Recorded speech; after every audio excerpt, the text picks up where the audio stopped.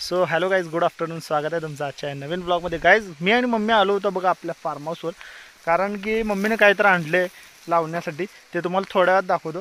त्याआधी म्हटलं जरा मम्मी म्हटली भाजीपाल्याला सगळ्यांना पाणी जरा देऊया. रोपं पण खूप मोठी झालेत. आता तुम्हाला दाखवतो रोपं किती मोठी झालेत. ह्याची कोबी, टोमॅटो आणि ह्याचे फ्लावर, त्याची रोपं बघा किती मोठी झाल्यात. एकदम छान दिसायला लागल्यात. आता कोबी पण असं भरा लागलाय असं थोडं थोडं. तर मम्मी म्हटली पाणी पहिला मारून घेऊया, मग ती लावूया आपण. काय आणले ते तुम्हाला थोड्या वेळात दाखवतो मी काय आणले मम्मीनं. आणि इकडे हरभऱ्याला पण थोडंसं पाणी कमी वाटायला लागले, पण अजून काय मारायला नको मम्मी. का सांग, आता फुलं यायला लागल्यात. पाणी लई दिलं ना फुलं गळून जातात. हां, आता फुलं बघा भरल्यात, तुम्हाला दाखवतो बॅक कॅमेरा. हे बघा फुलं भरल्यात, त्यामुळं पाणी आता द्यायला लागते का सांगा कमेंटमध्ये. का नाही दिलं तरी चालते ते पण सांगा. कारण की पाणी लास्ट टाइम आम्ही दिलं होतं, त्यावेळेस आम्हाला भीती वाटली, ज्यादा तर नाही पाणी झालं ना.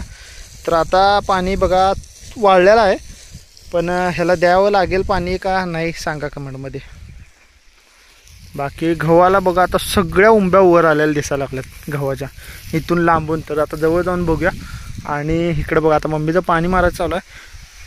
हे बघा कोबी, फ्लॉवर आणि टोमॅटोची रोपं बघा किती झाल्यात.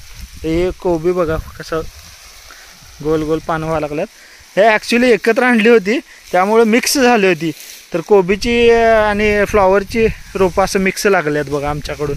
म्हणजे फ्लॉवरची ही लाईन असं लावलेली आम्ही आणि ही कोबीची. पण ह्यात 2 रोपं फ्लॉवरची निघली आणि ह्यात 2 रोपं कोबीची निघली. 4-4च रोपं आणली होती पहिला सुरुवातीला, बघूया म्हटलं. आणि टोमॅटो पण लागायला सुरू झालेत बघा. आता ह्याला जरा सपोर्ट देतो मी, काठी लावून उभा करतो, म्हणजे त्याला बांधता येते आपल्याला, वाऱ्यानं वगैरे काय होणार नाही. मम्मीच चालू आहे तिकडं भाजीपाल्यांना पाणी द्यायचं. इकडं आता आंबा बघा मोहर इकडं लागलाय आणि इथं पण थोडी छोटी छोटी आंबं आता सेट झाल्यात. तर बघूया आता किती आंबं लागतात. आणि हे बघा ही भाजी कशाची आंबे, करड्याची.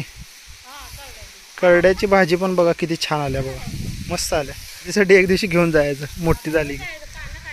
हां, इकडं गुलाबला बघा फुलं किती लागल्यात. आणि ही पालकचं बी बघा किती आले. आता ह्याचं पालकचं बी काढून कसं घ्यायचं. हां, वाळल्यावर काढून घ्यायचं, नाही तर पडलं तर इथं चालते आहे की नाही, आपोआप येते भाजी. ह्याला मारू नको, आंब्याच्या वर मारू नको. लॉनला पण जरा पाणी मारावं लागणार, कारण की पाणी नाही आहे, कमी आहे. 2-3 दिवस आम्ही आलोच नाही, तर पाणी द्यावं लागणार. होच की. तिळची मम्मीने तीळ टाकलं होतं, तर त्याला आता फुलं लागायला लागलेत बघा तिळच्या रोपांना. हे एवढे तिळची रोप आहेत बघा. इथं असं चरीमध्ये पाणी असते ना, तर मम्मीने तीळ भरपूर टाकलं होतं, पण आल्यात थोडंच. पण आता बघा ह्याला हे असं तण वगैरे काढून टाकायचं.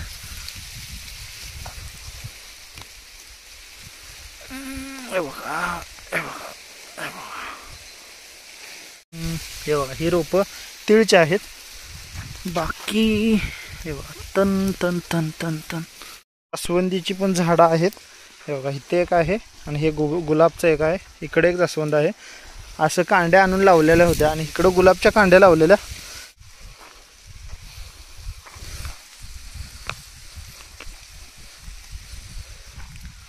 आणि हे इथं आपलं एक कुंती कामिनीचं पण झाड लावलेलं आहे बघा, तुम्हाला दाखवतो. हे कुंती कामिनीचं झाड आहे फुलांचं. आंबा आहे तो केसर आंबा आहे आणि मागे आहे तो हापूस आंबा आहे. तर आता हापूसला तर सेट झालेत, एवढे एवढे आंबे झालेत. तर हे पण छोटे आंबे आहेत. बघूया आता कशी ह्यांची वाढ होते, बघूया ती तुम्हाला बघायला मिळेलच पुढं.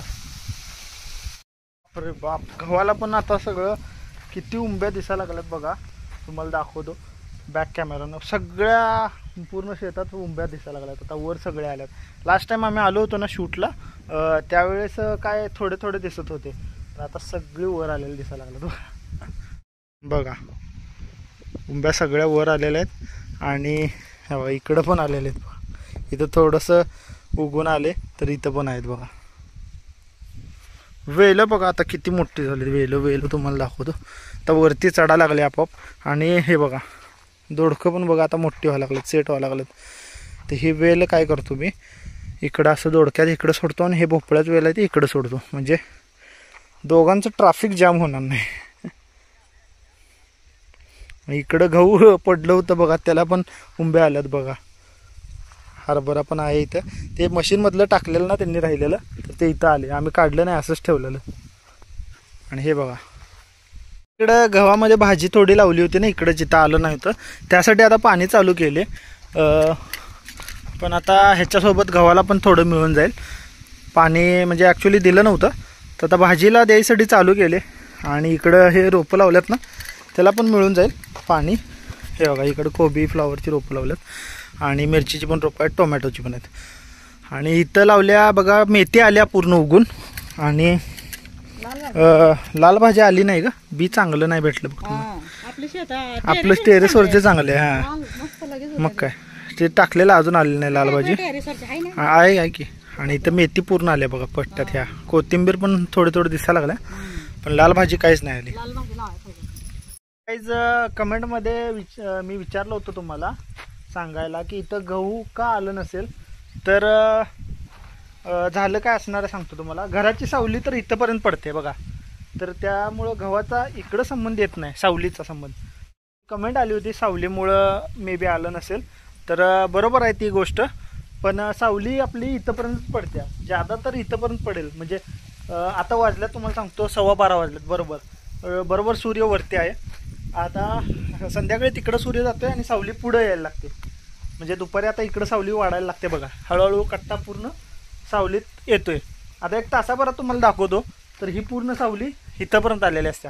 म्हणजे इकडची सावली पूर्ण निघून जाते, त्यामुळं जास्त सावली काय शेतात इकडच्या पट्ट्यात पडत नाही गव्हात.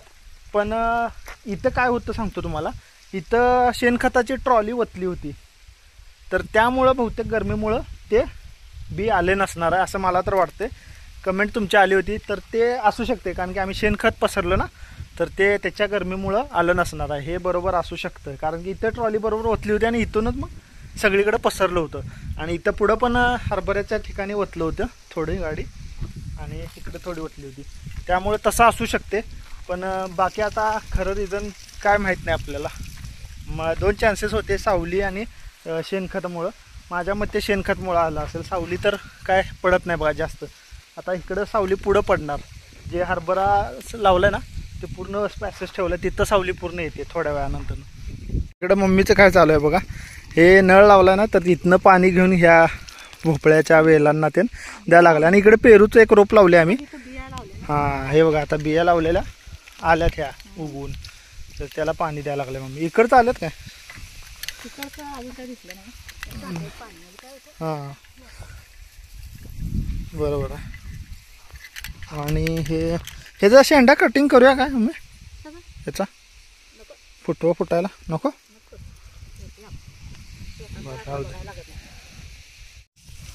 हे बघा हे पेरूचं झाड, इथं पण आता खत दिले पप्पांनी, पाणी पण दिले. आता थोडं पाणी टाकतो मी. इकडं पपईचं एक रोप होतं, त्याचं काय झालं, बारीक आहे अजून, छोटंच आहे. आणि कमेंट आली होती गाईज, चिक्कूला तुम्ही पाणी कमी देताय काय, तर तसं नाही आहे गाईज, पाणी भरपूर असते. इथं आळं केले बघा, पाणी भरपूर असते, ओला आहे बघा अजून पण. पण काय झालं होतं मध्ये, म्हणजे झाड आपण आणल्यानंतर ना सगळी पालवी गळून गेली. आता ही नवीन पालवी आहे, त्यामुळं डार्क वाटत नाही आहे झाड.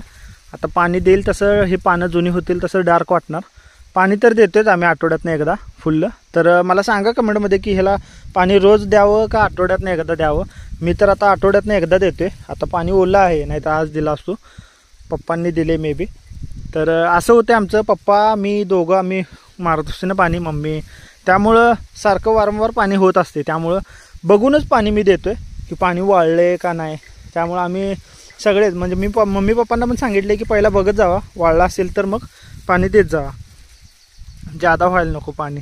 सो आता चिक्कूला पाणी तर आहे भरपूर. पप्पांनी नमक टाकले नारळाच्या झाडाला. हे आपलं देवघरात आलं होतं झाड, तर ते आणून लावले. आणि हे डाळिंब पण हे नर्सरीमधून आणलं होतं, ते पण लावलेलं आहे. आता त्याला पण पप्पांनी खत वगैरे दिले. आणि इकडं नारळाचं झाड आहे बघा, हे पण, याला पण आता पप्पांनी खत वगैरे देऊन पाणी मारून ठेवले. तिकडं आंब्याला पण काय केले का बघूया. हे केळीचं झाड पण आहे बघा, आता त्याला पण पाणी देऊन गेलो होतो मी मध्ये भरपूर.